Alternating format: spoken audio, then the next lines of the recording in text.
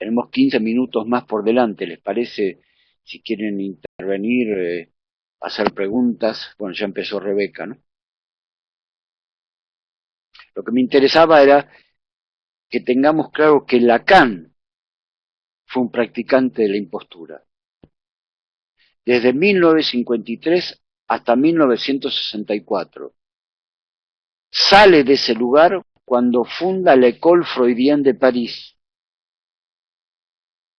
Y lo hace en el transcurso de un seminario donde elimina como fundamento del psicoanálisis, entre otras cosas, el complejo de Edipo.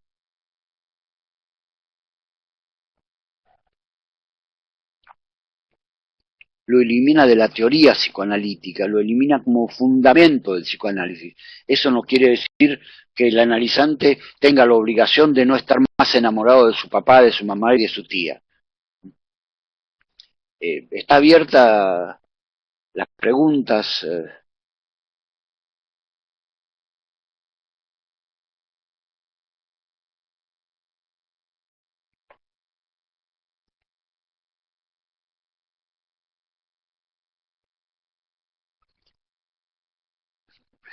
Disculpen si fue tan elaborada.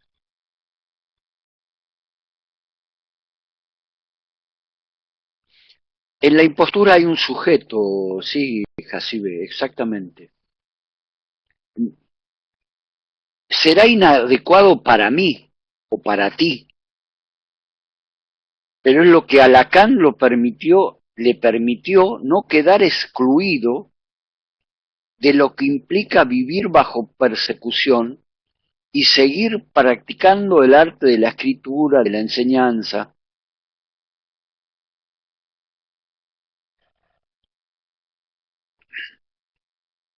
No recuerdo cuál caso mencioné.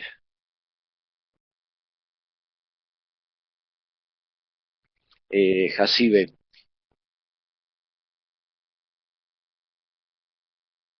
Ah, la señora que sobrevive, sí. Pero me interesaba rescatar la cuestión de que Lacan es, junto con otros, un caso de impostura. Ustedes saben que entre quienes se analizaban con Lacan se dividieron en dos. Una parte de ellos negociaron a Lacan para obtener a cambio su título de psicoanalistas que les prometía y les entregó la IPA. Entre ellos estaban tipos importantes como Daniel Lagache y algunos otros que ni siquiera quiero mencionar su nombre. Del otro lado, Dolto y otros, Cristian Simatos, Mustafa Safwan, muchos de sus alumnos, jugaban el juego de que Lacan seguía siendo miembro de la IPA de 1953 a 1964. En 1963 se conoce la consecuencia del informe Turquet. Natalia dice, la impostura entonces cumpliría una función en el sentido de permitir hacer algo. En efecto, por eso empecé indicando que la impostura, para el análisis, insisto, es un síntoma. Y los síntomas tienen como función permitir hacer algo. Por eso hay algunos análisis, algunos síntomas, perdón, vayamos de a poco. Ahora voy a lo de Rocío. Eh,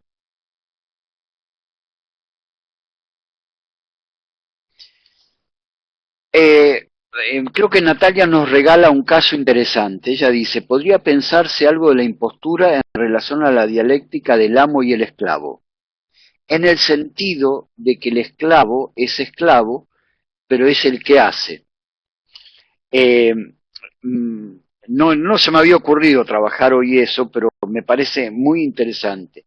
Les cuento una anécdota que relata Adolfo Gili en el libro en el cual él publica el texto de Carlo Ginzburg del paradigma indiciario, la respuesta que le da al paradigma indiciario el subcomandante Marcos. Gili comienza ese texto haciendo referencia a una anécdota que tiene que ver con el amo y el esclavo. En Eritrea, un lugar del África terrible, donde imperan los señores de la guerra, un emperador eritreo desfila ante los esclavos. Y a medida que él va pasando, los esclavos se hincan en el piso, agachan su cabeza. Y entonces todo el mundo dice, qué poder que tiene el emperador. Todos se someten. Pero en un momento determinado fue imposible no darse cuenta que uno de los esclavos, al momento de hincarse, lanza al aire un estruendoso flatus vocis, lo que en lengua común y corriente se llama un gas o un pedo sonoro y oloroso. Con lo cual, los esclavos hacen como que son esclavos, hacen como que se entregan totalmente al amo. Pero recuerden que el régimen esclavista debió cambiarse, entre otras cosas, a partir de que era totalmente improductivo. Así que tú quieres que te hagamos muchos jarrones para transportar aceite, bueno, hacemos. Pero se rompen a cada rato. Bueno, eso es lo que nos pidió el amo. Nosotros cumplimos. No sé si se localiza cómo aquí hay una cuestión que hay que estudiar en detalle. ¿Mm?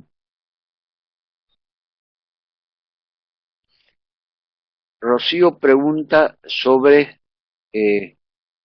la metáfora del actor donde el analizante habla sobre sus escenas vividas. No, yo no dije que el analizante habla sobre sus escenas vividas, no me reconocen en eso.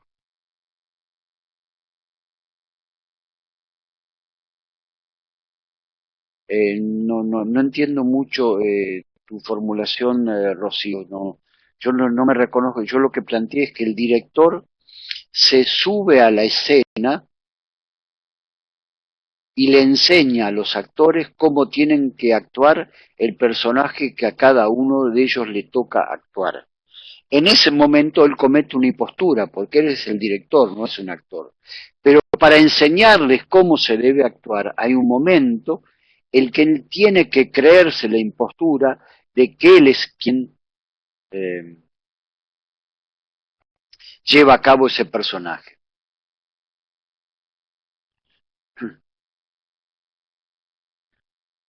Horacio Anguita. Permítanme que voy respondiendo de a poco y compartiendo los comentarios. Obviamente usted, lo que yo digo, bueno, es obvio que no es ni por las tapas la última palabra. Horacio dice, presentar los registros RSI es subvertir el retorno a Freud. Voy a ir por partes, Horacio. Sugiero en estos casos seguir el signo al pie de la letra. Yo escribiría así tu pregunta, Horacio. Presentar los registros S y R, así fue en 1953,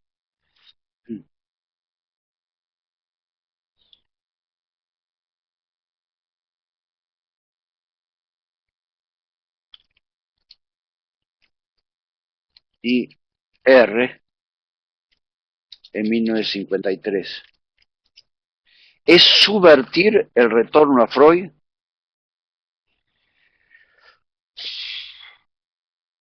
Yo creo que se produce una subversión y lo que muestra es que el retorno a Freud era solamente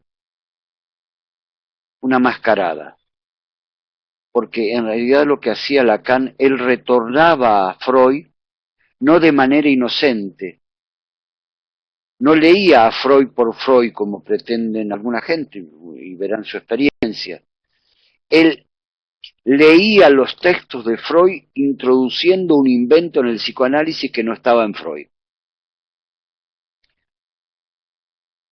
Continúo, dice Horacio, en cuyo caso no será contestarle en acto a la IPA ustedes custodian la fidelidad a Freud y por eso me echan. Les mostraré de qué es capaz alguien que apuesta a la creación en el psicoanálisis, porque de otro modo el psicoanálisis se congela, se muere, si de ustedes depende. Estoy totalmente de acuerdo con lo que señala Horacio, creo que se trata de eso. Lacan defiende la creación frente a quienes, a nombre de la fidelidad, congelan a Freud. Incluso ustedes saben que es muy conocido que en la IPA no se tienen las mejores colecciones de las obras completas de Freud, y generalmente cuando uno va a las bibliotecas de las instituciones psicoanalíticas, ve que en general son los textos menos citados, son los textos que menos retira la gente para consultar. O sea, se tienen muy buenas colecciones de Freud para no leerlos. Pero otra vez, Lacan propone, bajo el orden de la disimulación honesta, leer a Freud, pero leerlo con simbólico, imaginario y real. Leer la formación del analista como si él la aceptara, pero leerla con simbólico, imaginario y real, para dar cuenta de qué es lo que hace que alguien en un análisis tenga profundas transformaciones que le pueden permitir o no llegar al lugar de analista. Pero si en efecto no se puede leer a Lacan en términos de fidelidad. Rebeca dice, sería como echar nuevamente los dados, arriesgar nuevamente para que no muera el análisis. Me parece muy interesante lo que usted propone, Rebeca, no se me había ocurrido. Le digo que yo creo que esto algo tiene que ver con lo que discutimos hace poco en Facebook sobre ese flyer donde a mi gusto se hacía una propaganda indebida de que para que la gente se analice, usted tenía otro criterio, pero bueno, no hay problema. Porque usted dice, sería como echar nuevamente los dados, arriesgar nuevamente. Pero miren lo que dice Rebeca, arriesgar es echar los dados, y cuando uno echa los dados, no sabe cómo va a salir la jugada.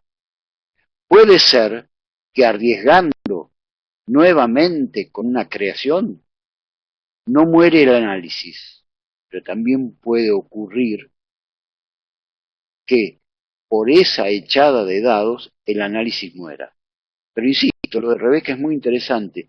Si uno acepta que la invención y la creatividad es algo que entre otras cosas tiene que ver con lo necesario, lo suficiente, lo contingente y el azar, miren qué cantidad de cosas, eh, al lanzar los dados, en primer lugar ustedes saben que, sí saben lo que pasa cuando uno lanza los dados.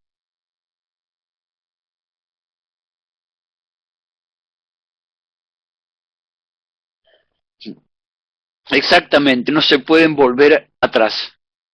Si uno ya lo lanzó, ya no los puede atrapar en el aire y traerlos de vuelta, ya están lanzados. Pero dice Rebeca, eso es un riesgo que no está garantizado. Esta aquí la cuestión más radical y más insoportable que Lacan, Foucault, pero fundamentalmente Guattari, van a introducir en el análisis.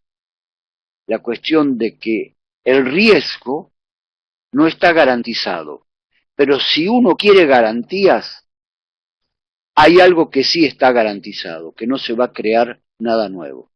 Es como aquella persona que se cuida de salir a la calle porque lo van a asaltar. Y por supuesto que quedándose encerrado no lo asaltan, pero pierde la vida. Se condena a quedar encerrado.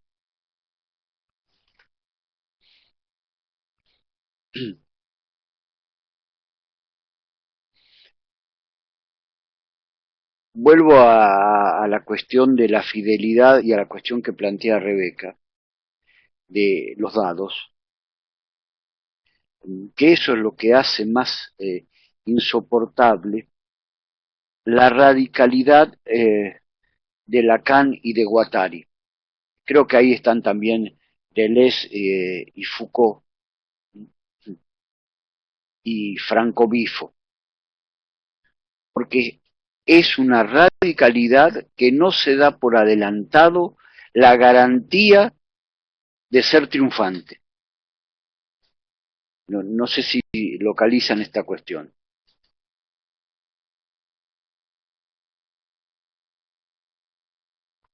No sé si es por la hora, me parece que, eh, bueno, para Hasibe la hora es terrible porque ella está en Polonia,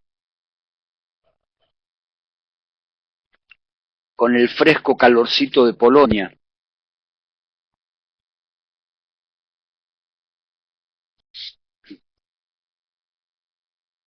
Ah, bueno, es una buena hora de despertarse, Hasibe. O también se podría decir que esta sesión del taller para Hasibe es todo un sueño.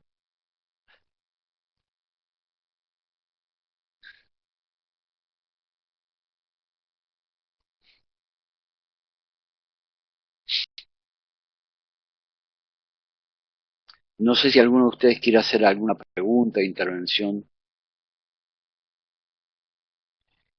¿Podrías explicar un poco más eso, Yamila, de como los cambios en la firma de Remedios Varo? ¿Cómo estás pensando? No conozco bien el detalle de los cambios en la firma de Remedios Varos en su cuadro. ¿Podrías explicarlo y decir cómo lo planteas?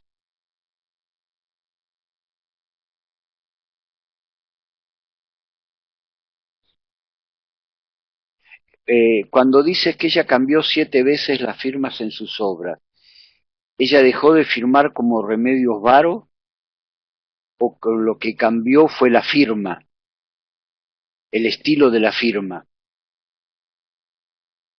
Sí, por ejemplo, un cuadro lo llamó, eh, no sé, Susana Martínez y otro lo firmó como Marta González.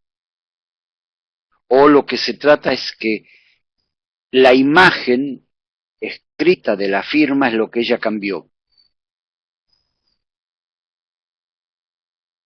Jugó con su nombre, sí, Varo en el sentido de lana, supongo, remedios en el sentido de remedios farmacológicos, sí, pero estaba Remedios Varo.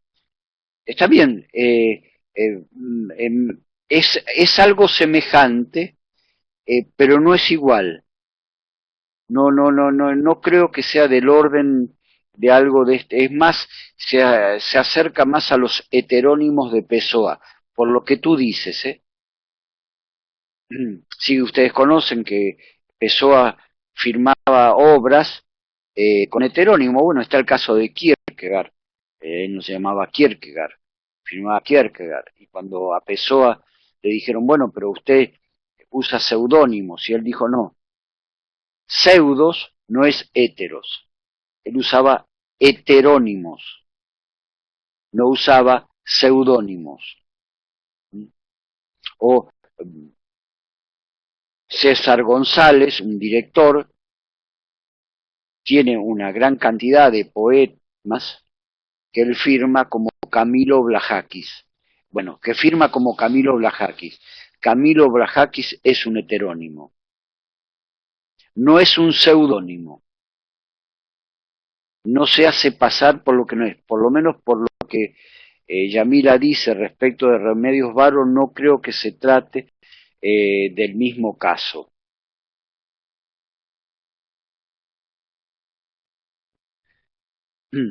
Una pregunta, ¿les parece que dejemos aquí o podemos continuar 20 minutos más?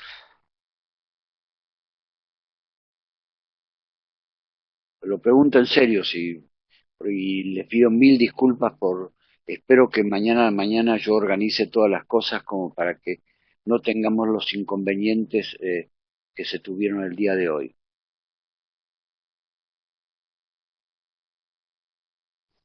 Ahí Rocío dice continuar, Luis dice de continuar. Bueno, entonces continuamos 20 minutos más.